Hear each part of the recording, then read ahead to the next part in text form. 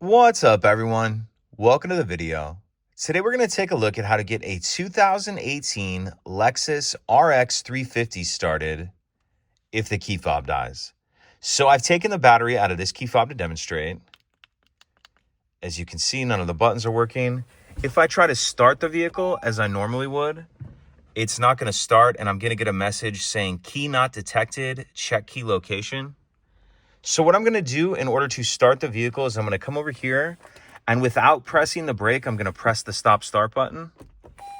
Then I'm going to take my key fob and hold it up to the stop start button. And the vehicle will beep and it will turn the ignition to the on position. And now we can start the vehicle as normal. So brake, stop start button. And once the vehicle starts, you'll be able to drive as you normally would. And then the only other thing you'll want to do is replace the battery in the key fob as soon as you can. And I'll put a link in the description box of this video on how to replace the battery in this key fob in case you're unfamiliar. If you have any other questions, please let me know. If you could take a second to like and subscribe, it helps us out and I'd appreciate it. Thank you.